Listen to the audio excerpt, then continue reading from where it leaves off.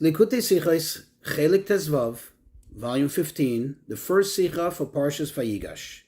This is a Rashi sicha, however, a very easy and very smooth going sicha. Almost you wouldn't even feel that it's your typical Rashi sicha. In fact, we're going to learn a very important rule in the way Rashi explains Pshutei Shel Mikra. I believe one that we have not yet discussed. Also, we'll kind of, by the way, learn about something very, very important, something very fundamental in our lives, a phenomena that happens to everyone, and that is sicha, forgetfulness. And you think about it, is it a good thing? Is it a bad thing?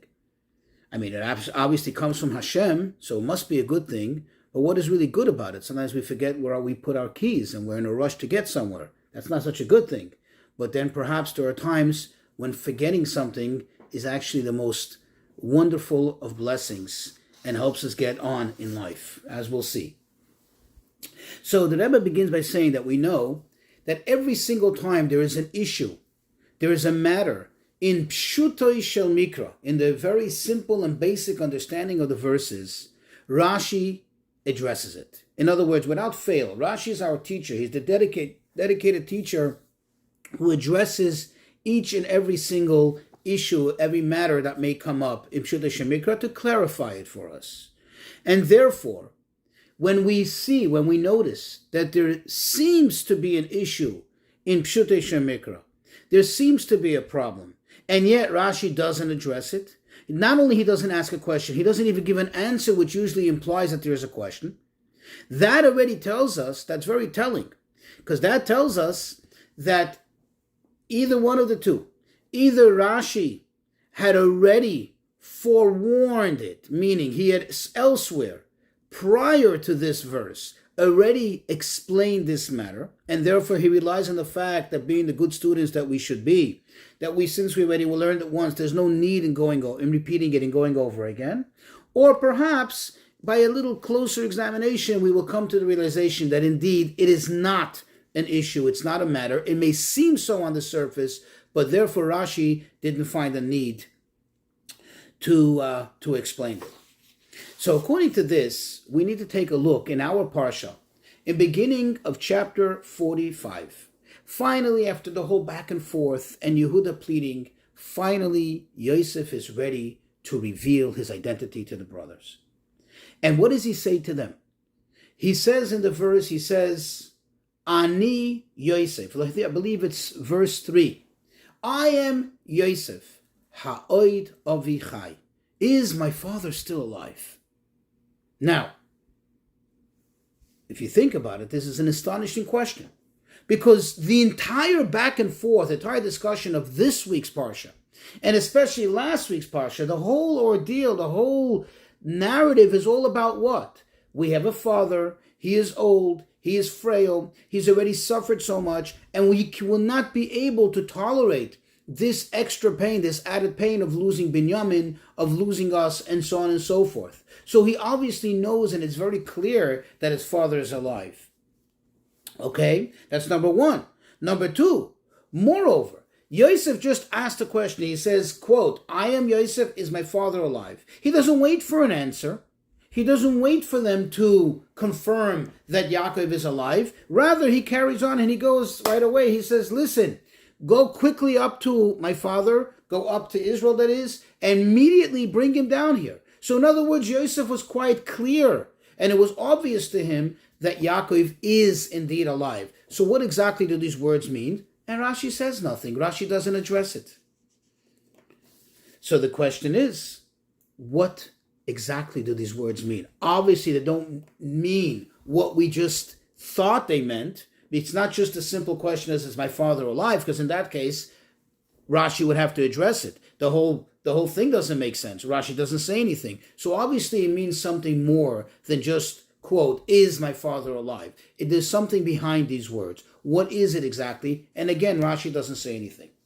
So the Rebbe brings from another commentator on the Torah, the Abarbanel, who explains it as follows, that he was really trying to do was to draw them into conversation. This is very unpleasant. There's a lot of tensity in the air.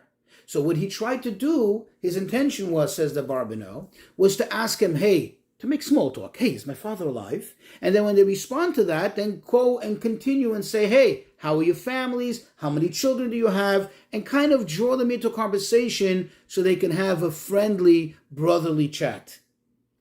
However, what happened, as the verse says, that v'lo yachlu echav la'anai, so his brothers just could not answer him. Ki nival b'fanav, they were totally bewildered. They were in total shock.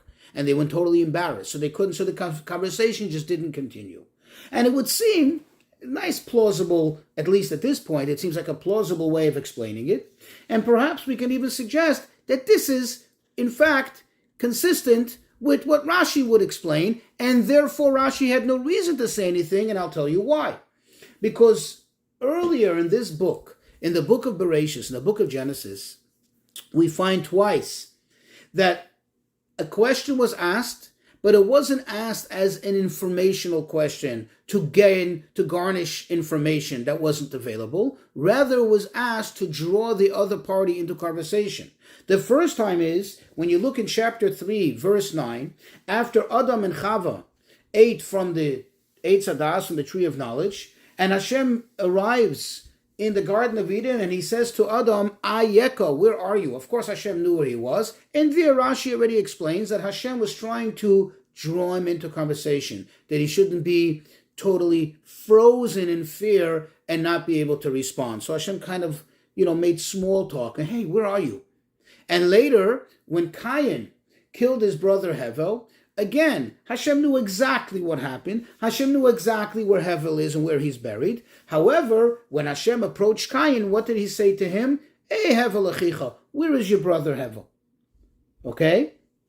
So it would seem that this is the reason why Rashi doesn't say anything, because this is the thinking here, and based on what he had already explained, not once, but twice, it's logical that Rashi relies on us to already know from there that this is a normal way of doing things to draw somebody into conversation, even though you're asking something which is obvious and clear to you.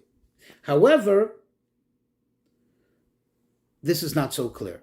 It's not so smooth and not so obvious. And the Rebbe says a very simple, logical reason why. Because if this were the case, why ask them about, quote, is my father alive? And then draw the conversation into, tell me about your families, tell me about your wives, tell me about your children, tell me how your lives are. He could have just gone straight to that. Because about their father, they spoke about all the time. It was so clear and obvious. It was like the elephant in the room. The father was like almost standing there, almost in front of their eyes, that you don't ask the obvious. It's the same thing as standing there and saying, is it day now? That's not a way to try to draw someone into conversation. Even when Hashem said to Adam, Ayeka, still, it's like as if one person saying to another, hey, where are you? Okay, there still is, he's not standing there in front of him. When he says to Cain, where's your brother? Because his brother wasn't there. But here, Yaakov is almost like present in the room almost. And therefore, it doesn't make sense that, this should be, so to speak, the ploy to try to draw him into conversation. Okay? So the Rebbe says, he suggests, let's try another route. Let's try to explain it this way. Perhaps with the word ha'oid avichai, the prefix of hey, which makes it as is it, or if he is alive. What Yosef really meant to say is, indeed, I know that he's alive. But ha, the prefix of ha, could also be an expression of astonishment, bewilderment, like I'm astonished. How could he possibly be alive? In other words, I'm hearing from you all this time, in the back and forth over the past few months, and especially the past few days, the past few hours especially, I'm hearing from you that he's alive, but I'm like, wow, I am in shock. How is he possibly still alive? Now, this perhaps is a good explanation, but still, it needs some explaining. Why would it need some explaining? You see, because in order to be bewildered about something, in order to be astonished about something, there has to be a premise for it. What is the premise here for Yosef to be astonished that his father's still alive? I mean, if you do the calculation, Yaakov Avinu was only 130 years old at this time. Why would he expect him not to be alive? All his other ancestors lived way longer than that. That's number one. And also, it doesn't seem to follow the flow of the verse. It doesn't seem to connect. It seems like he's jumping from one thing to another thing. First he says, and let's go back to the verse, Ani Yosef, I am Yosef. And then immediately he segues, he continues to, Ani Ha'od Avichai, is my father still alive? There seems to be a connection between the two. Otherwise, why would he say it in the same sentence?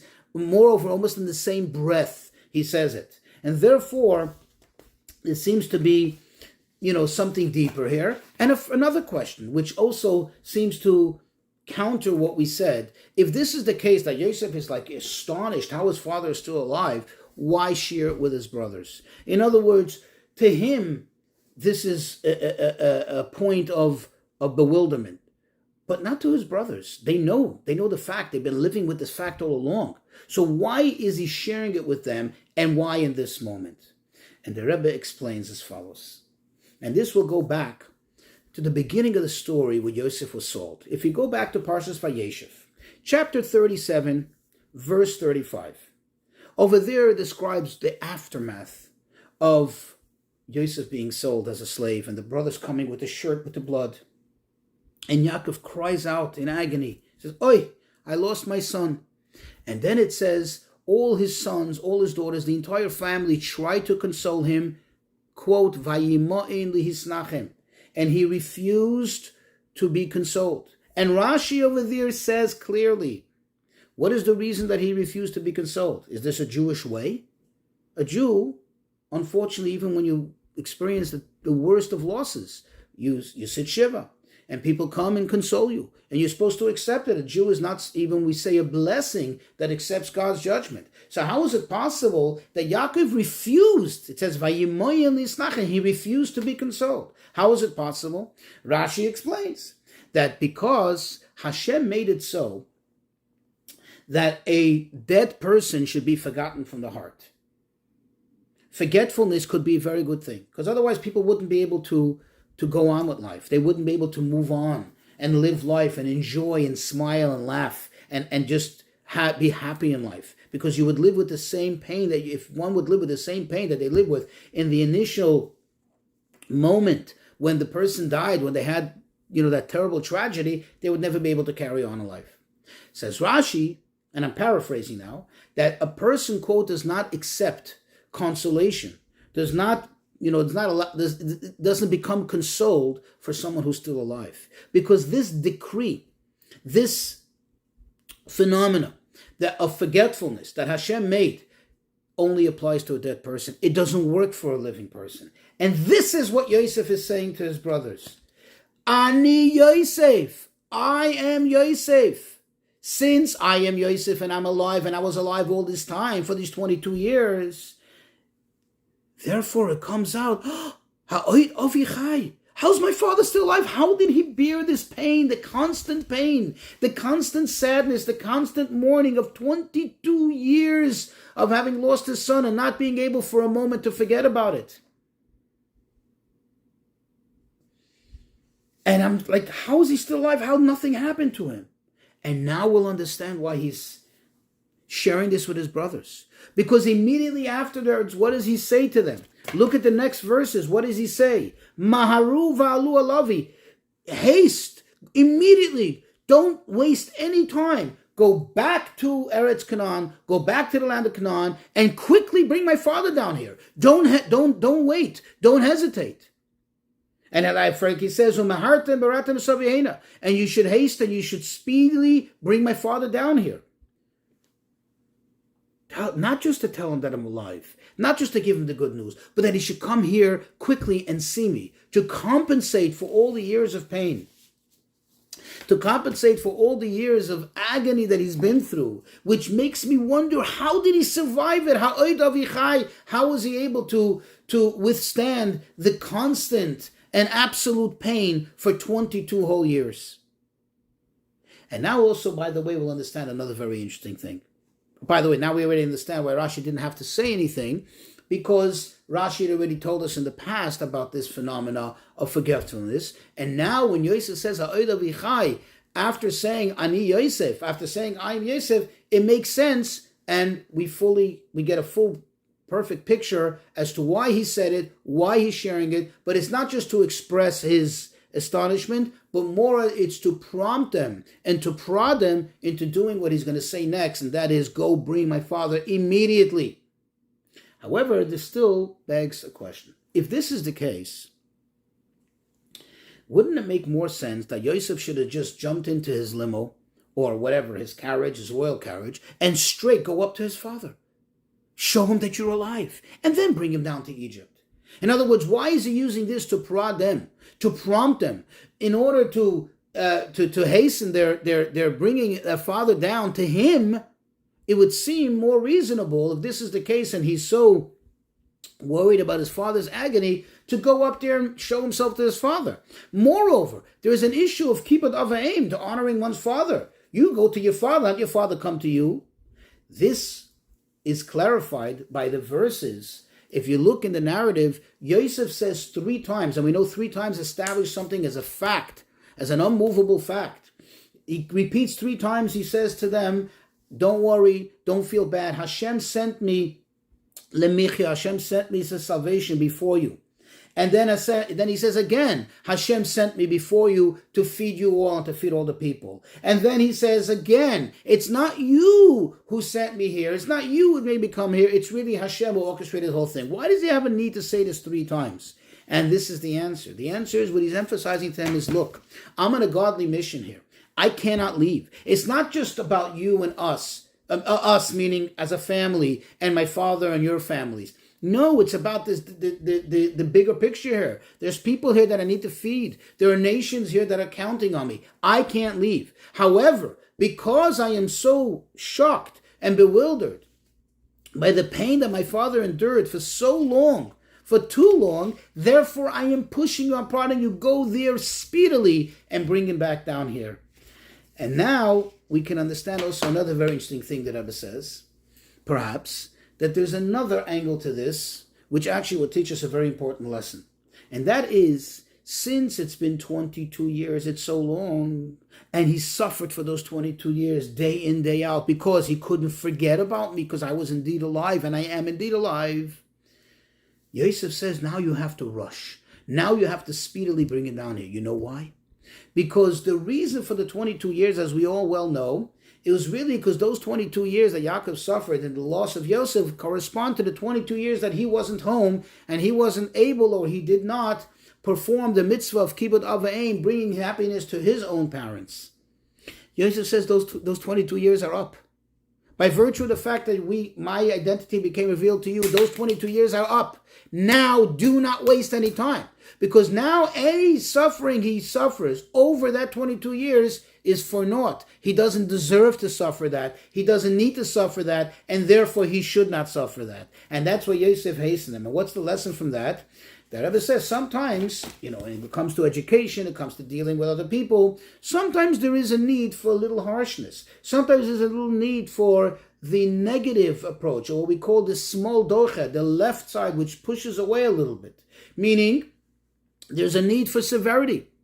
But one has to be very careful. Never do it over the amount that's needed, not even an iota, because in that case it becomes cruel and unnecessary punishment.